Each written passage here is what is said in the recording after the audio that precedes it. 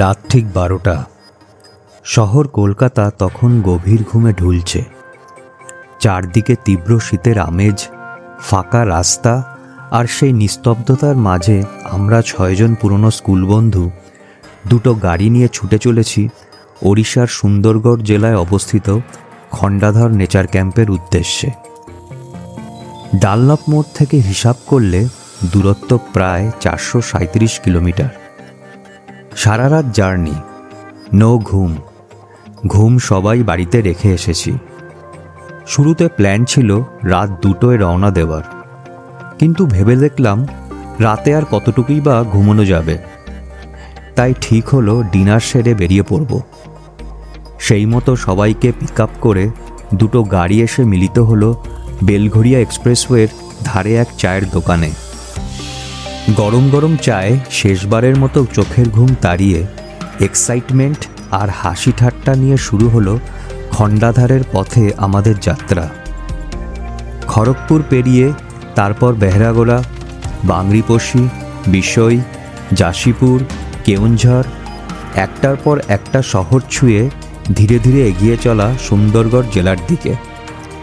চারপাশের অন্ধকার রাস্তা, গাড়ির হেডলাইট আর পুরনো স্কুল জীবনের গল্প সব মিলিয়ে এই রাতের জার্নিটাই যেন এই ট্যুরের প্রথম অ্যাডভেঞ্চার হয়ে উঠল।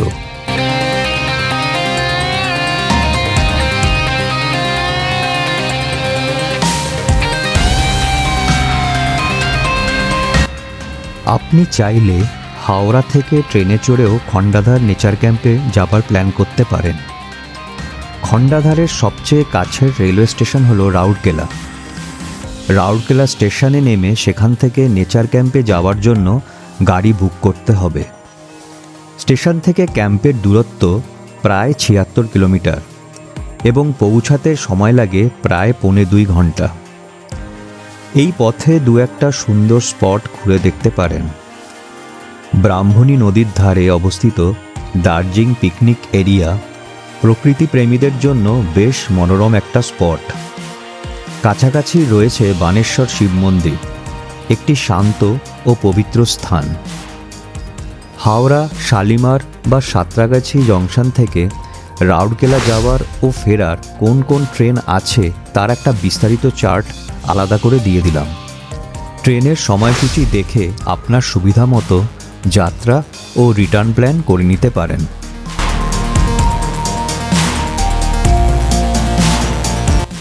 রাত পেরিয়ে ধীরে ধীরে ভোরের আলো ফুটে উঠল আর আমাদের যাত্রাও এগিয়ে চলল নিজের ছন্দে।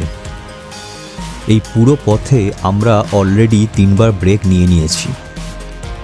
আসার পথে বেশিরভাগ রাস্তার অবস্থাই ছিল চমৎকার, তবে বাংরিপোশি পার হওয়ার পর কিছু জায়গায় ছবিটা একটু বদলে গেল। যেখানে যেখানে ঘাঁটি পড়ছিল সেখানে রাস্তার অবস্থা ছিল বেশ খারাপ। আবার কিছু কিছু অংশে নতুন রাস্তা বা ব্রিজ তৈরি করার কাজ চলায় পরিস্থিতি আরও বেহাল হয়ে উঠেছিল। তবুও বলতে হয় আমাদের এস্টিমেটেড টাইমের তুলনায় আমরা অনেকটাই এগিয়েছিলাম। এর পিছনে সবচেয়ে বড় কারণ ছিল মাঝরাতে রওনা দেওয়ার ডিসিশন। তবে লাকিলি আমাদের সেই রকম জ্যামের সম্মুখীন হতে হয়নি। এবার ব্রেকফাস্টের পালা। কেওনঝড় পেরিয়ে একটা গ্রামের ধারে ছোট্ট একটা ধাবা পেয়ে গেলাম। সেখানে গরম গরম ঘুগনি বাটুরে পেট পুড়ে খেয়ে নিলাম। সঙ্গে ছিল ওড়িশার বিখ্যাত ছানাপোড়া। এতটা জার্নির পর খিদেটা তখন সত্যি মারাত্মক হয়ে উঠেছিল। মন ভরে ব্রেকফাস্ট সেরে সকাল 9টা নাগাদ আবার রওনা দিলাম। হিসেব অনুযায়ী আর ঘন্টা দেড়েকের মধ্যেই পৌঁছে যাবার কথা খণ্ডাধার নেচার ক্যাম্পে।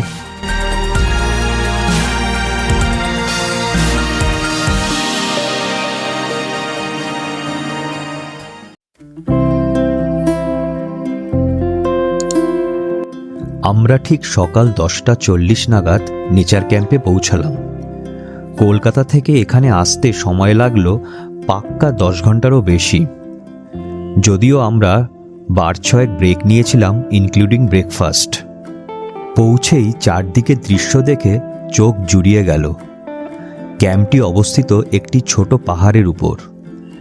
আর ঠিক সামনেই মাথা উঁচু করে দাঁড়িয়ে আছে আরও একটা বিশাল পাহাড়, যা রাথা মালভূমির অংশ। সেই পাহাড়ের মাথা থেকে কোরাপানি নালা নামে একটি ছোট নদীর মাধ্যমে 244 মিটার উঁচু বিশাল জলপ্রপাত সজোরে আছড়ে পড়ছে নিচে। তার অবিরাম গর্জনে ক্যাম্পের চারপাশ যেন সারাক্ষণ গমগম করছে। স্থানীয় মানুষদের বিশ্বাস অনুযায়ী বহু যুগ আগে কঙ্কাল দেবী এই অঞ্চলের মাটি খেয়েছিলেন, আর সেখান থেকেই এই জলপ্রপাতের সৃষ্টি, যা আজও তাদের জল সরবরাহ করে চলেছে। তাদের ধারণা, মাটির গভীর তল থেকেই এই বিপুল জলরাশির উৎস। উপর থেকে যেভাবে জলপ্রপাত নেমে আসে তা দেখতে অনেকটা খণ্ডা বা তরোয়ালের ফলার মতো মনে হয়। সেখান থেকেই নামকরণ খণ্ডাধার। আমাদের এখানে 2 রাত্রি থাকার প্ল্যান। প্রথম রাত কটেজে আর দ্বিতীয় রাত টেন্টে। রিসেপশনে গিয়ে বুকিং ডিটেল জমা দিতেই এখানকার মহিলা কর্মীরা ফুলের থালা আর ওয়েলকাম ড্রিঙ্কস নিয়ে এগিয়ে এলেন। ফুল ছিটিয়ে আমাদের উষ্ণ অভ্যর্থনা জানালেন। যদিও আগেরবারের শিমলিপাল ট্রিপের মতো অতটা জাঁকজমক ছিল না। আর ওয়েলকাম ড্রিঙ্কস হিসাবে দেওয়া হলো 1 গ্লাস জল। এখানকার চেক ইন টাইম বেলা 12টা আর চেক আউট সকাল 10টা। আমরা একটু আগেই পৌঁছে গেলেও মাত্র 10 থেকে 15 মিনিটের মধ্যেই কটেজগুলো রেডি করে দেওয়া হলো। যদিও ঘরের ভিতরে ঢোকার তাড়াহুড়ো ছিল না। আমরা বাইরে বসেই চারপাশের এই অপার সৌন্দর্য মন ভরে উপভোগ করছিলাম। সারা রাতের জার্নির সমস্ত ক্লান্তি যেন মুহূর্তেই মিলিয়ে গেল। শীতের সকালে রোদে বসে থাকতে দারুণ লাগছিল। চোখের সামনে রঙিন ফুলের সমারোহ, আর কানে ভেসে আসছে বিশাল জলরাশির গর্জন। সারা রাত প্রায় ঘুম না হলেও প্রকৃতির এই রূপ দেখতে দেখতে গল্পে মেতে আধা ঘন্টা যে কিভাবে কেটে গেল তা নিজেরাই টের পেলাম না।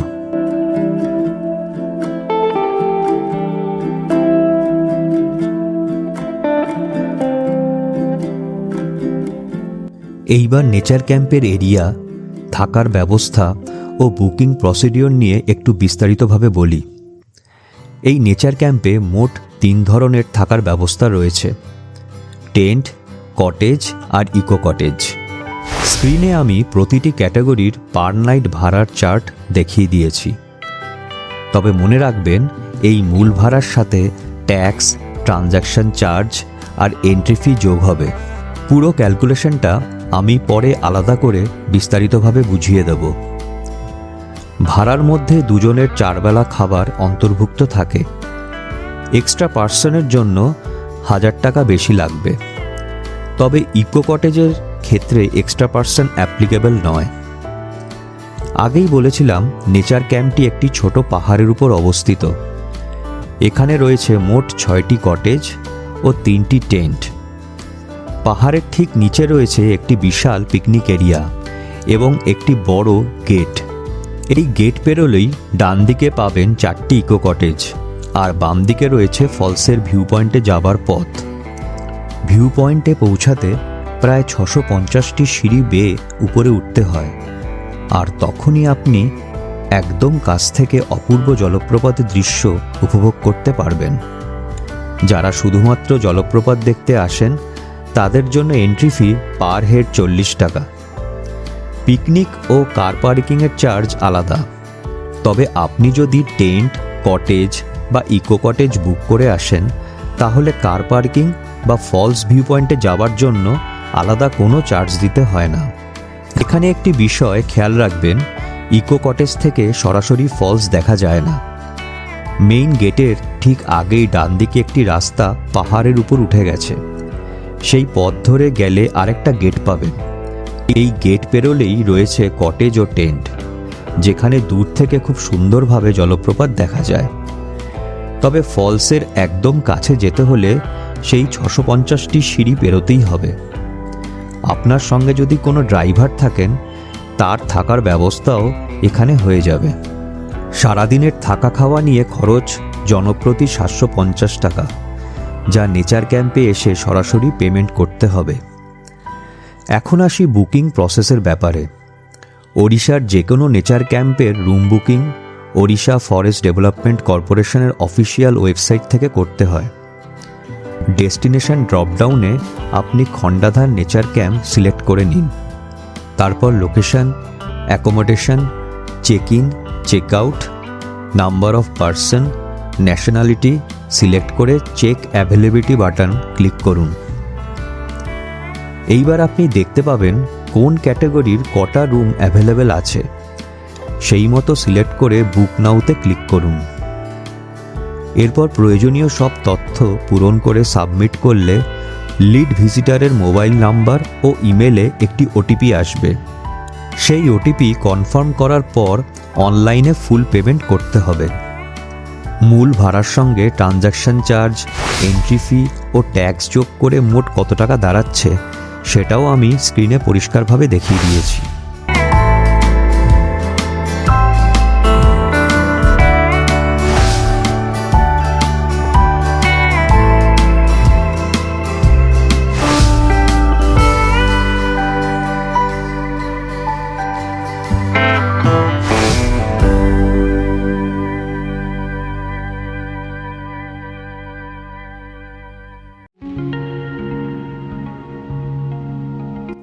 এদের ক্যান্সেলেশন পলিসিটা ভালো করে চেক করে নিন।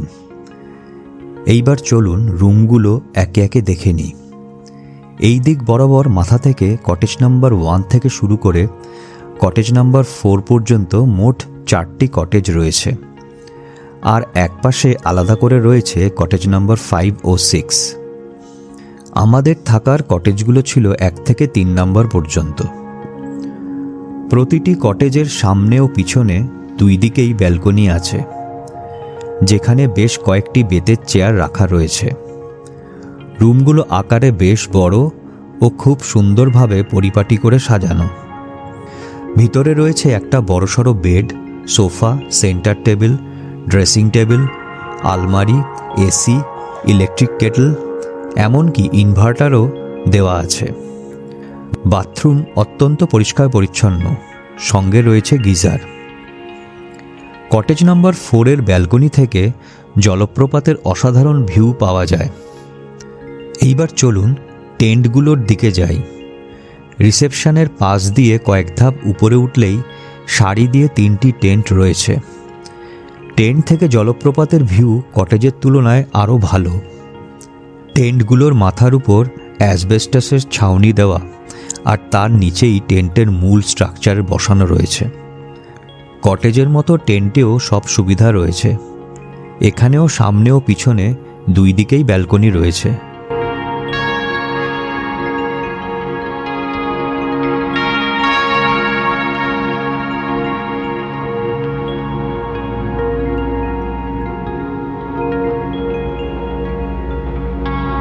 টেন্টগুলোর পিছন দিকে রয়েছে একটি ছোট পার্ক, যেখানে বসার জন্য পর্যাপ্ত জায়গা আছে। আমরা শেষ রাতে টেন্টে থাকার সময় এখানেই বসে সুন্দর একটা বনফায়ার উপভোগ করেছিলাম। এখান থেকে চারপাশের পাহাড়ি দৃশ্যও ভীষণ সুন্দর। ইকো কটেজগুলোতে টেন্ট ও কটেজের মতোই সব ধরনের সুবিধা পাওয়া যায়, তবে এগুলো পাহাড়ের নিচের দিকে হওয়ায় সেখান থেকে জলপ্রপাতের ভিউ তেমন একটা ভালো পাওয়া যায় না।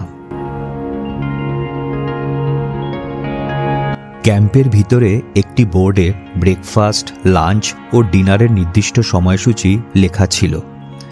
সেটি দেখে আমরা সারাদিনের অ্যাক্টিভিটি প্ল্যান করে নিলাম। ঠিক হলো দ্বিতীয় দিন সকালে ট্রেক করে জলপ্রপাত দেখতে যাব। সবাই স্নান সেরে বেলা 1টা নাগাদ ডাইনিং হলে পৌঁছে গেলাম লাঞ্চ করতে।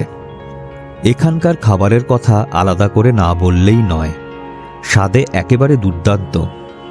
লাঞ্চে ছিল ভাত, ডাল, বেগুন বা আলু ভাজা, একটি সবজি, স্যালাড আর পাঁপড় ভাজা। আমিষ হিসাবে কখনো চিকেন, কখনো মাছ, আবার কখনো ডিম। সব মিলিয়ে খাবারের স্বাদ আর বৈচিত্র্যে দুটোই মন ভরিয়ে দেয়। পেট পুরে খাওয়া দাওয়া সেরে রুমে ফিরে আমরা রসগোল্লা খেলাম। আমাদের এক বন্ধু বাড়ি থেকে নিয়ে এসেছিল। তারপর আর দেরি না করে সবাই টেনে একটা ঘুম দিলাম, কারণ সারা রাতের ঘুমটা সত্যিই ডিউ ছিল। সন্ধ্যায় ঘুম থেকে উঠে দেখি ঘরে চলে এসেছে গরম গরম পেঁয়াজি আর চা। খানিকক্ষণ পরে এরা বনফায়ারের ব্যবস্থা করে দিল। আগুন ঘিরে বসেই শুরু হলো আমাদের আড্ডা। ছোটবেলার স্কুল জীবনের গল্প, বর্তমান সমাজ, জীবনের ভবিষ্যৎ পরিকল্পনা আর কোথায় কোথায় ঘোরা যায় সবই ছিল আমাদের আলোচনার বিষয়। মাঝে মাঝে কেউ গলা ছেড়ে গান ধরল, কেউ আবার ফাঁকে ফাঁকে অফিসের মেল চেক করে নিল। এখানে ভিআই ছাড়া বাকি সব মোবাইল নেটওয়ার্ক মোটামুটি ভালোই কাজ করে। চারদিকে কনকনে ঠান্ডা, তার উপর শো শো করে হাওয়া বইছে। আকাশে অসংখ্য তারা স্পষ্ট দেখা যাচ্ছে, আর দূর থেকে কানে ভেসে আসছে জলপ্রপাতের অবিরাম গর্জন। এই ঠান্ডার মধ্যে আগুনের উষ্ণতা সত্যিই দারুণ লাগছিল। মাঝে মাঝে মনে হচ্ছিল পাশের জঙ্গল থেকে হয়তো কোনো জন্তু জানোয়ার আমাদের দিকে নজর রাখছে। এমন সন্দেহ হলেই আমরা টর্চ জ্বালিয়ে চারপাশটা দেখে নিচ্ছিলাম। সব মিলিয়ে পরিবেশটা ছিল একেবারেই হাড়হিম করা, রোমাঞ্চে ভরা। রাতে ডিনারে ছিল ভাত, ডাল, আলু ভাজা, ডিমের ঝোল আর পায়েস। চাইলে রুটি খাওয়ার ব্যবস্থাও রয়েছে।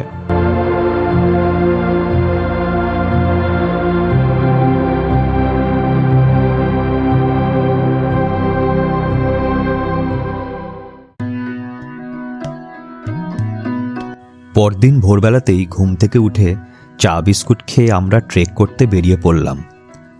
ক্যাম্পের একজন স্টাফ জানালেন, যদি পিছনের এই ছোট গেট দিয়ে বেরিয়ে জঙ্গলের ভিতর দিয়ে কিছুটা পথ ধরি, তাহলে মোট 650টি সিঁড়ির মধ্যে প্রায় 250টি সিঁড়ি বাইপাস করা যাবে, অর্থাৎ চড়তে হবে প্রায় 400টি সিঁড়ি। কথাটা শুনে আমরা ঠিক করলাম সিঁড়ি নয়, জঙ্গল পথেই যাব। চড়াই উতরাই মিশ্রিত পথ ধরে ধীরে ধীরে এগোতে লাগলাম। চারদিক ঘন জঙ্গল, আমরা কোনো গাইড ছাড়াই এগিয়ে চলেছি। তবে রাস্তা চিনতে অসুবিধা হচ্ছে না। একটা কথা আগে বলতে ভুলেই গেছি, ওড়িশাতে আরও একটা খণ্ডাধার জলপ্রপাত আছে, সেটা কেউনঝর জেলাতে। দুটো জলপ্রপাতের উৎসস্থল একই পাহাড়ি রেঞ্জ খণ্ডাধার থেকে হওয়ায় স্থানীয় মানুষ পাহাড়ের দুই দিকের জলপ্রপাতকে একই নামে চিহ্নিত করেছেন। কিছুটা পথ এগোনোর পর রাস্তা আরও দুর্গম হয়ে উঠল। গাছের ডাল ধরে খুব সাবধানে এগোতে হচ্ছিল। তখন মনে হলো সিঁড়ি দিয়ে শুরু করলেই ভালো হতো। বর্ষাকালে এই রাস্তায় না আসাই ভালো। আরও খানিকটা এগোতেই চোখে পড়ল জলপ্রপাতের জল পাহাড়ি ঝর্ণার মতো বয়ে চলেছে। একটি ছোট সাঁকো পার হয়ে ওপারে যেতে হবে। এখানে দেখলাম বেশ কিছু পর্যটক স্নান করছেন। জল ভীষণ ঠান্ডা। সাঁকো পেরিয়ে খানিকটা চড়াই পথ ওঠার পর অবশেষে সিঁড়ির কাছে পৌঁছালাম।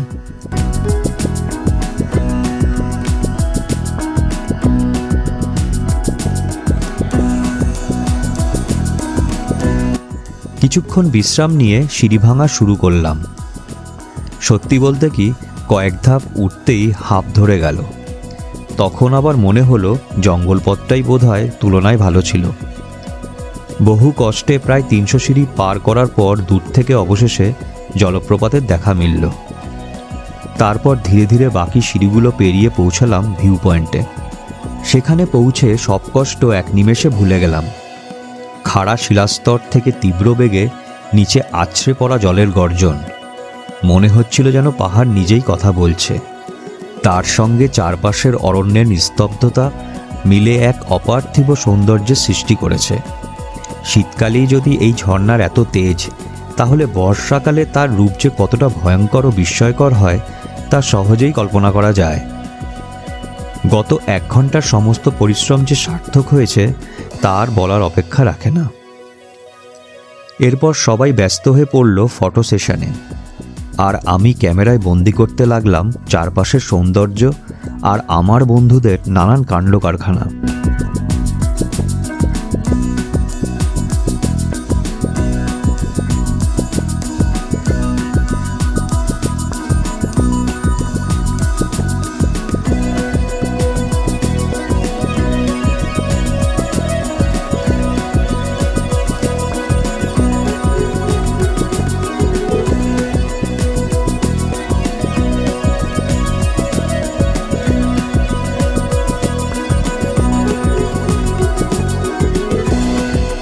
বেশ কিছুক্ষণ সেখানে সময় কাটানোর পর বুঝলাম পেটে ছুঁচো ডন মারছে। ক্যাম্পে ফিরে ব্রেকফাস্ট করতে হবে। ফেরার সময় ঠিক হলো পুরোটা পথ সিঁড়ি দিয়ে নামব। নেমে এলাম পাহাড়ের একেবারে নিচে, পিকনিক এরিয়ায়। এখানে একটি সুন্দর ব্রিজ রয়েছে, আর জলপ্রপাতের জল এসে এখানে ছোট পাহাড়ি নদীর রূপ নিয়েছে। ইচ্ছা হলে এখানে স্নানও করা যায়।